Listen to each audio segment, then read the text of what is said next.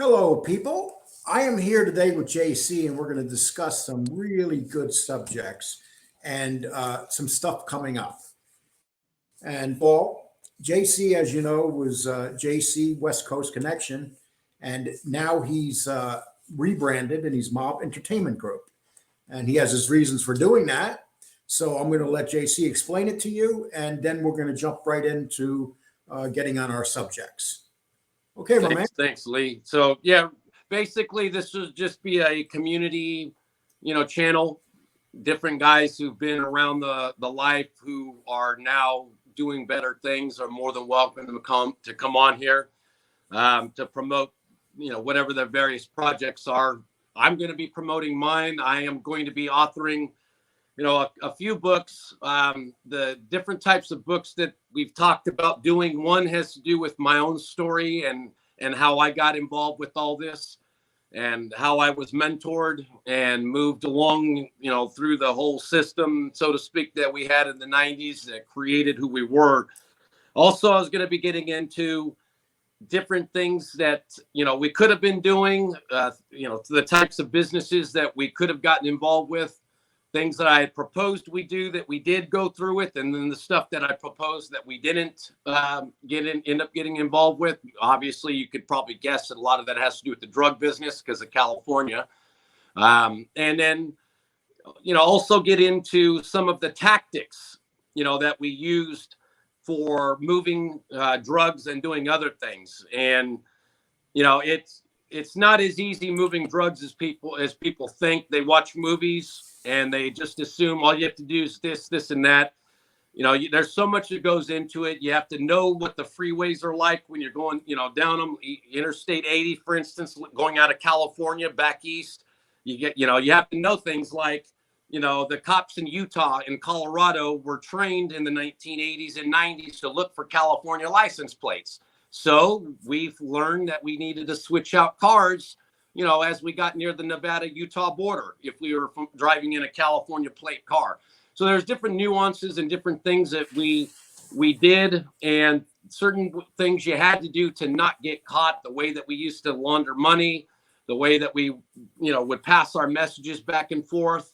Because in fact, the passing messages is actually the most important part of all of that. And that's usually where the DEA and the FBI would get everybody, because that's where their best evidence comes from on all this different stuff.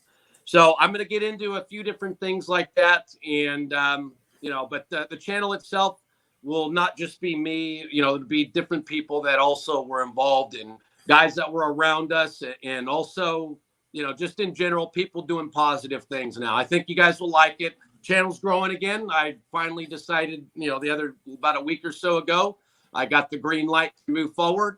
We jumped 30 subs in just a couple of days, and we're going to move up even further, and we're going to move even faster than that now that I have decided that I'm on the case and I want to do something with it. So, and I appreciate Lee's help. And if people want to sub to your channel, where would you send them? Go to Mob Entertainment Group. I should be one of the only ones. There's, I think there's a rapper with a similar title to his. And, but if you do a search for Mob Entertainment Group, you'll see the avatar that I'm using right now. And, you'll see it's pretty obvious there. So, and I'll put a link in the bottom of this video as soon as we're done. Well, just, what, we're going to jump in, being that we're talking about what you're doing. First, I want to talk about one of the things that's coming out. I'm going to talk about Humboldt County. Now, Humboldt County is where Murder Mountain is, they call it. Yes. A lot of people go up there and they disappear.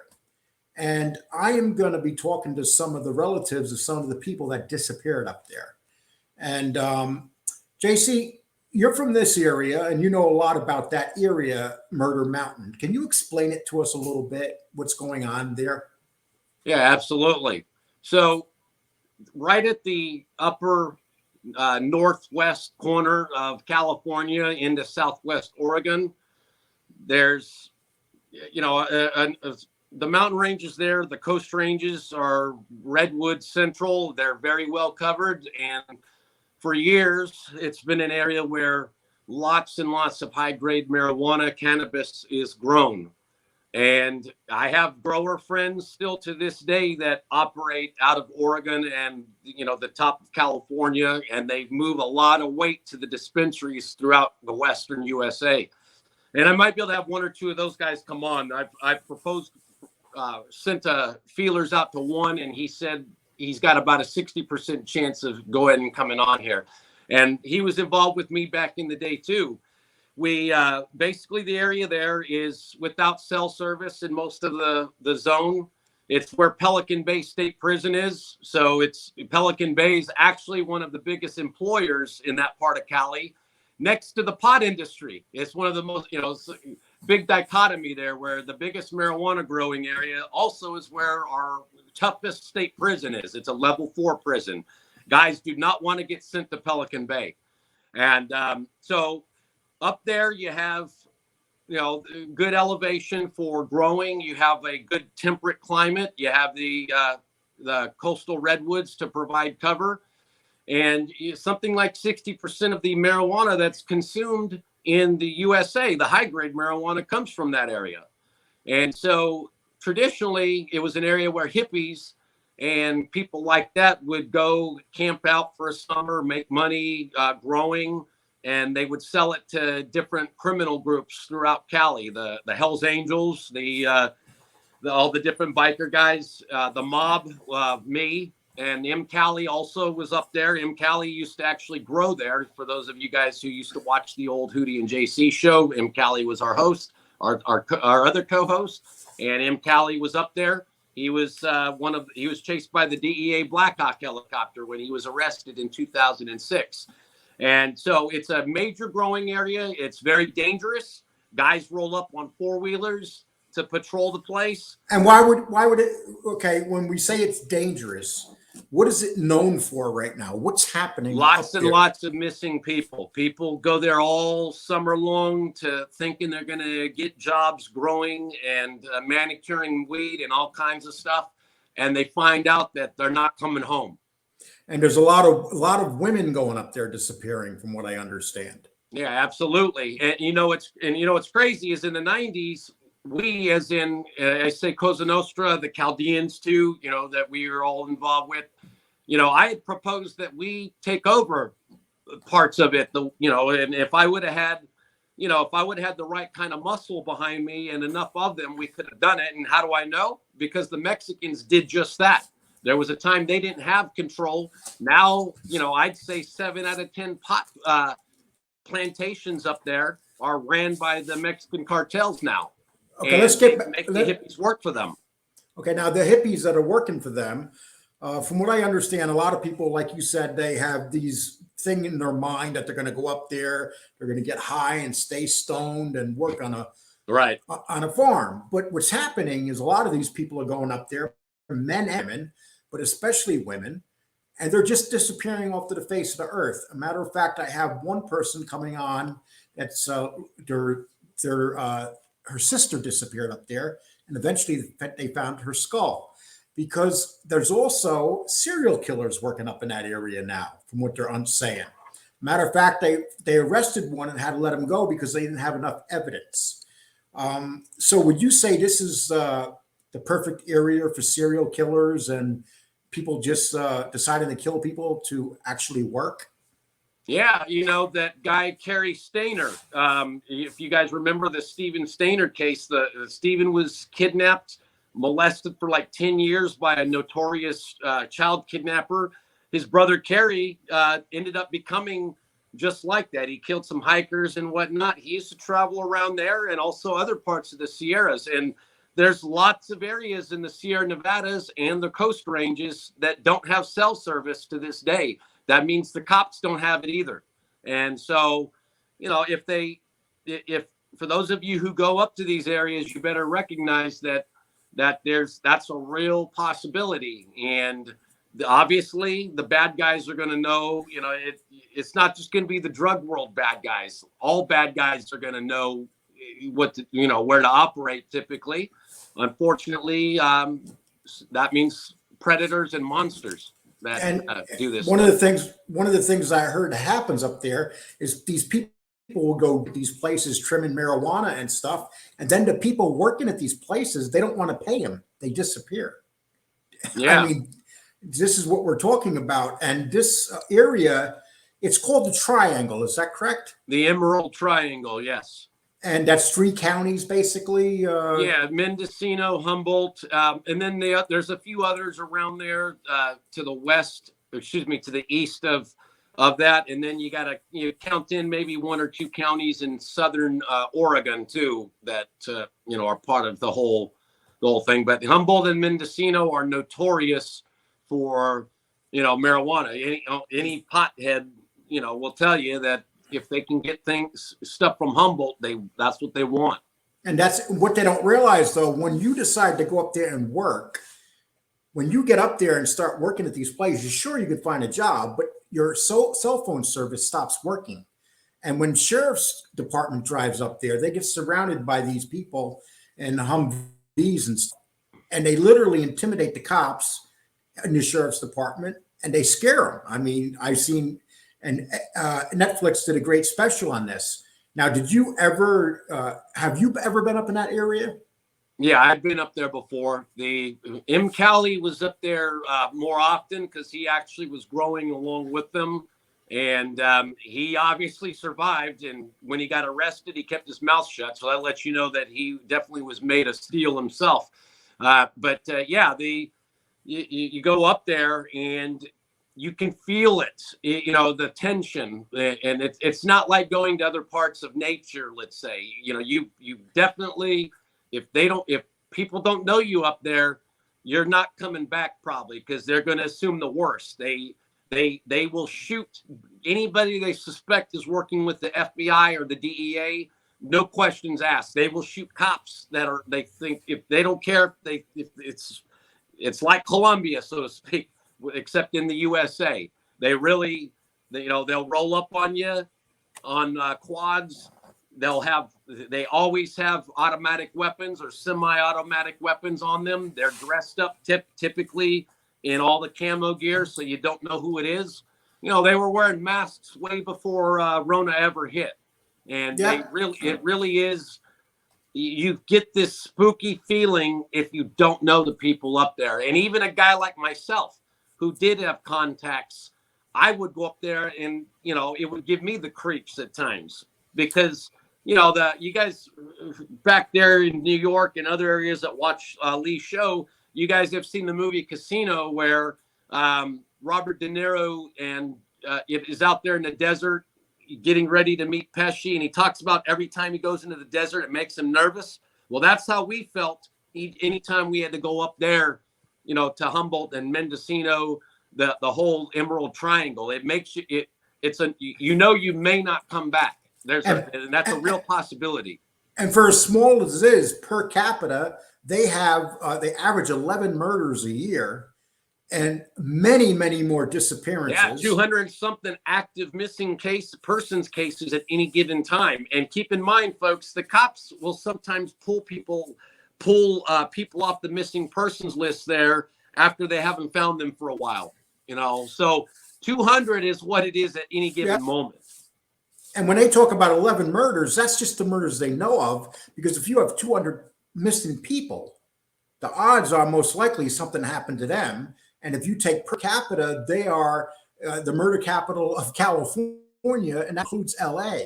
And when you think about that, that's really scary to think that this little place in the mountain that produces all this marijuana is also a very deadly area.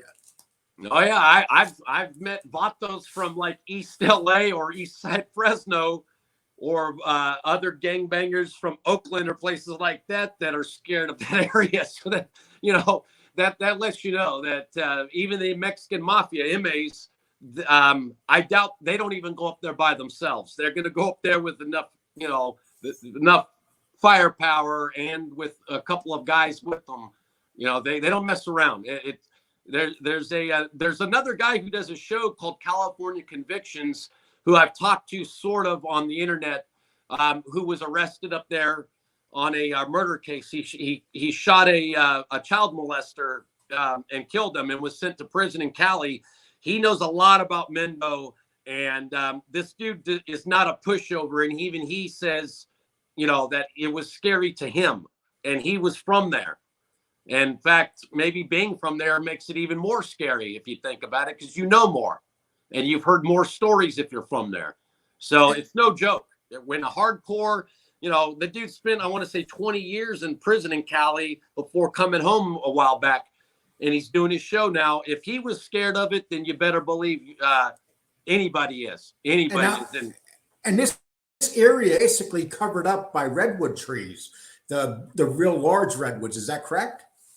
Yeah, and they like that because it provides a decent amount of cover from helicopters and spotter planes. There's a group called the Camp Guys, Campaign Against Marijuana Planting. Every year, every season, Camp is they hit that area. They hit the western Sierra Nevadas, which is the eastern part of my county, Fresno County. That area is also known for growing. So, just 40 miles from my house actually is also another big time pot growing area. But the Camp Guys are state agents, DEA, all of it. It's a major task force that has a ton of funding. They never lose their funding from the state of Cali. And whether it's a liberal in office, conservative, doesn't matter. They always get their money because it's a federal state task force. And you better believe that even when they go up there to do stuff, they are nervous.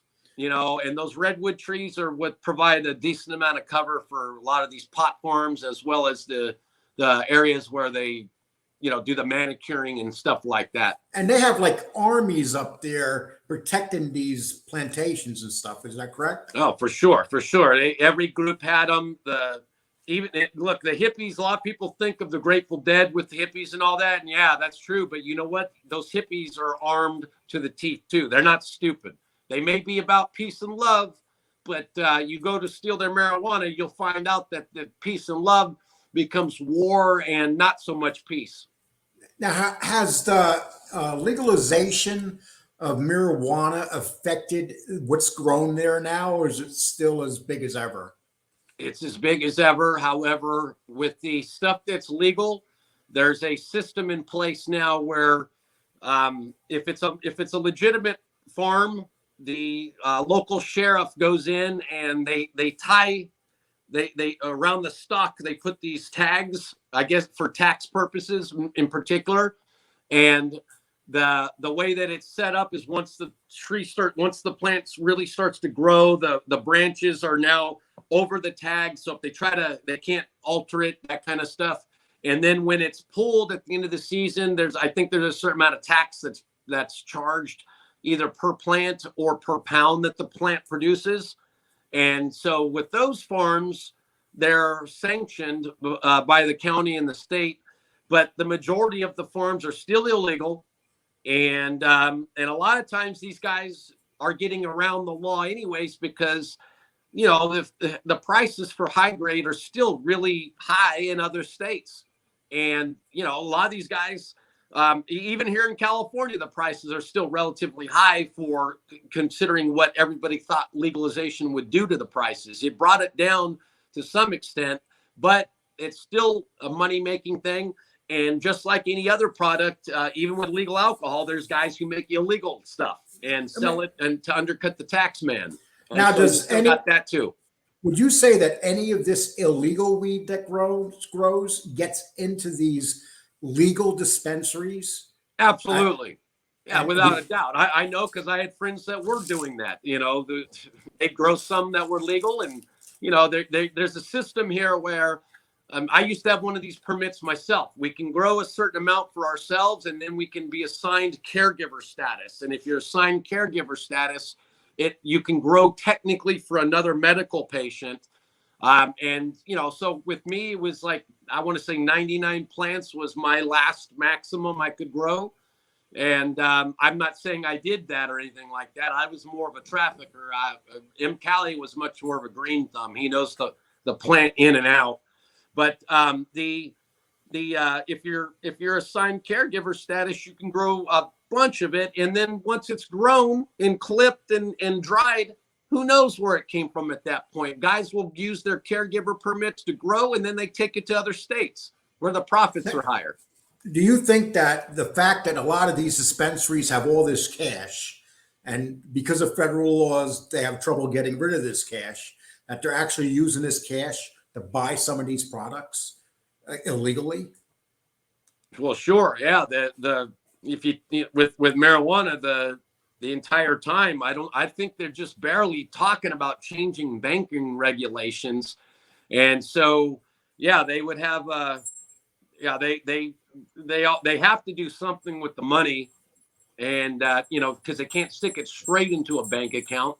Now the way the cartels do it is that they set up like auto shops in Fresno or San Jose, Oakland, LA, whatever. And what happens is they'll offer super good prices on auto mechanic work because they're not really there for the profits from the auto mechanic industry. They're there to have a cash business.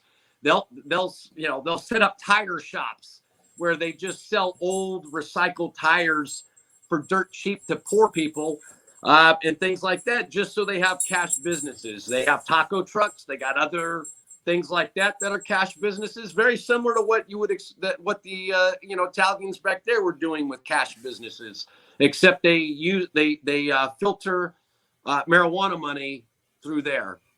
So that's one of the ways they do it. And what's the price difference between an illegal pound of marijuana and a not illegal pound of marijuana right now, between the dispensaries that are legally selling it and these people that are just pumping out pounds to make money? All right. Well, with high grade marijuana, you're going to see anywhere from 200 to 400 for an ounce. So there's 16 of those in a pound. So that's going to be 4,800 if it's at 3 a piece. And so you go to you figure with the legal stuff, it drops down a bit. At the user level, an easy way to do the conversion is that if you buy an eighth of an ounce, back in the prohibition days, you were paying $50 to $60 for it. Now you can get them for $25, $30. And then there's the California tax on top of that, though. And you better believe that taxes are high on it. So ironically enough, these state politicians that decided to tax it like crazy are pushing it back underground, because if you have a tax so high that is what people were paying during prohibition, they're going to stop work. They're not going to take the time to go off paying the tax at that point. Why do it? You might as well, you can spend the same amount anyways, except it's less time, to do all the paperwork if you're not paying taxes. So it brought it down. Let's do the math out. Let's say 25 an eighth. There's 8 of those in an ounce. That's going to be $200. So 200 times 16, that's puts you at 3,200.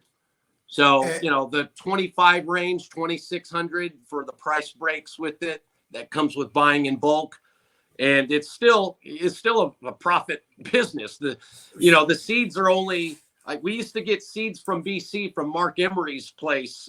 He was called the Prince of Pot. He, did his time when he was arrested as well. Emery, we used to order seeds from him, $20 for a seed. So, or, $15-20 for the good seeds. So you figure one of those turns into a plant that produces a few pounds, let's say. You can see the kind of profit that comes with it. It costs a little bit to produce it, of course, but the majority of that's going to be profit. And it lets you know it's a big, big profit.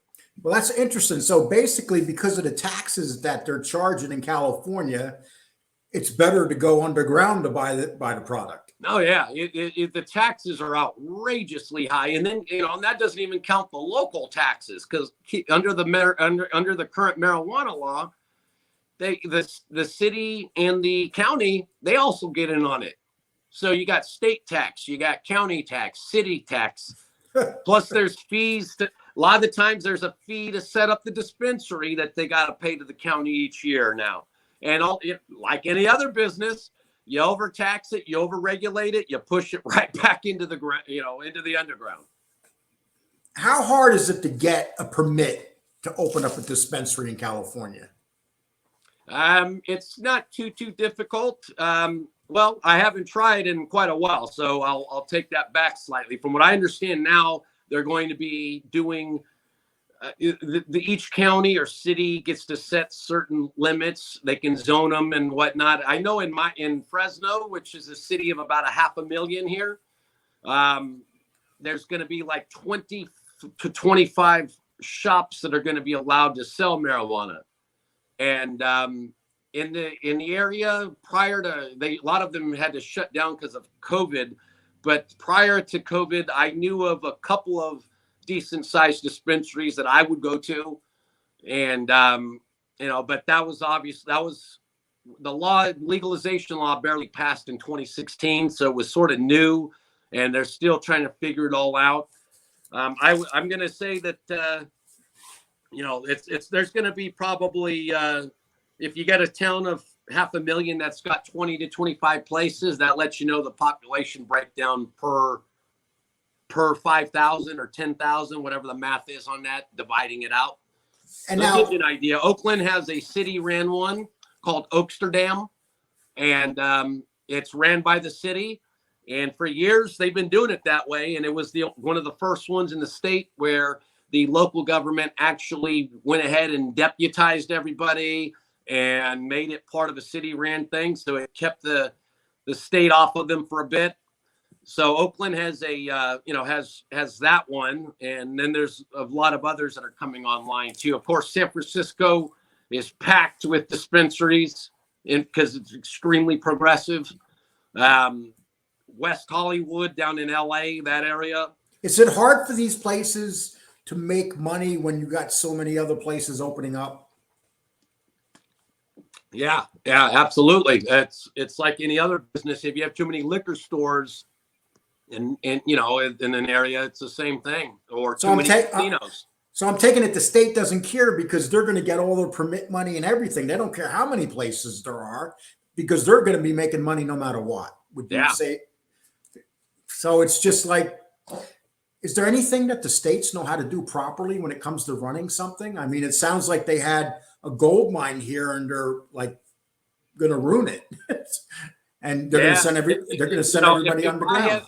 I had talked to politicians here in Cali back in the day, and I had proposed that they make, in cities like Fresno or Oakland or places where, they want to revitalize, because they always talk about revitalizing inner cities, and they talk about putting casinos in inner cities and card rooms and things like that. Okay, that works. You could have done something similar with marijuana. I had said, to politicians I knew back in the day, they need to set up a zoning situation where it's sort of like a red light district. You put it in certain areas where jobs are hard to come by. And that way the wealthier people drive into the inner cities to, hit the dispensaries or whatever else.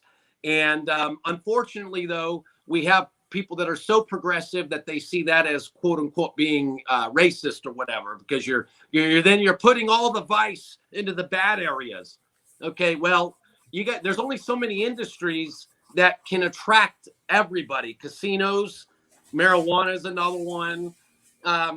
If they had done it right, they would have zoned them into inner cities, in my view, and would have used that as anchor businesses to create cash revenue and tax revenue so they could build restaurants from there and other things. Since people are going to be driving into the areas to use anyways, while they're there, they could have gone shopping and done other stuff, similar to what casinos were doing.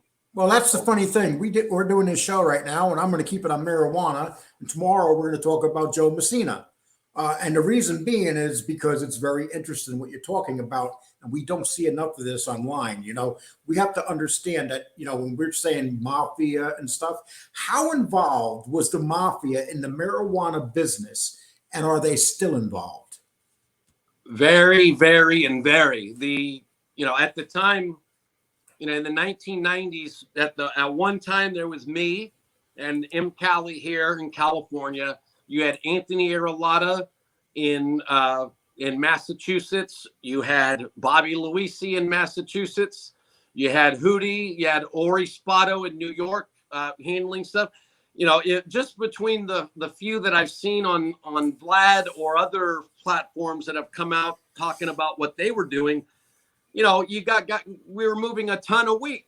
And if we had all been working together the way that the old mob used to, but before the FBI made that really impossible to do without getting caught, if we were able to pull all of our money together, we would have got the best prices at the wholesale rate, and we would have been able to move them into Michigan like I was.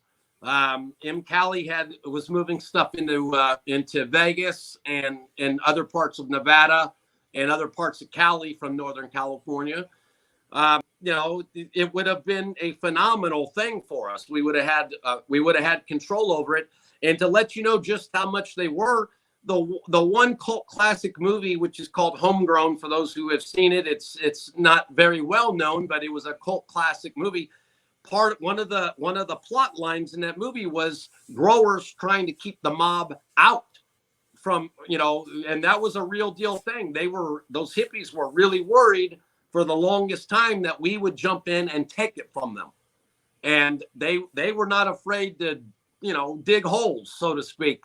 And, with me, I didn't mention, I wasn't going around shouting out, hey, I'm Cosa Nostra affiliate. That could have got me killed up there. I wasn't shouting that stuff out, Do you think that any of these mafia guys underestimated Murder Mountain and went in there and tried something and disappeared themselves? I would, if I was to say a guess, this is totally guess, I'm gonna go with the answer yes, because they weren't afraid to kill anybody. They would have killed Mexican cartel guys that were up there. Now the Mexican cartels now have a good amount of control, but they didn't get it overnight. It overnight, and we could have taken it if we had, I had talked to my guys about taking control of it.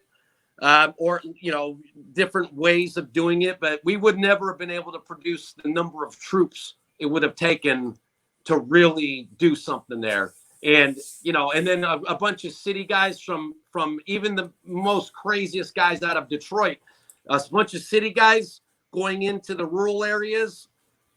When you got dudes in the rural areas that are used to hiding in trees, and they know how to sniper people, all that. Now we would have got taken out probably. So it would have been a bad idea to forcefully take it. We would have had to use money and gain control over it that way through bribery, perhaps. But so it kind of reminds me of that one show where Christopher and Paulie are running through the woods chasing somebody, the Russian guy, remember? Right. And all of a sudden they got lost and everything. Classic movie, there, they ended up killing the guy, Ted Danson's character in the movie, and burying him without saying anything to any of his business partners, and that's about right.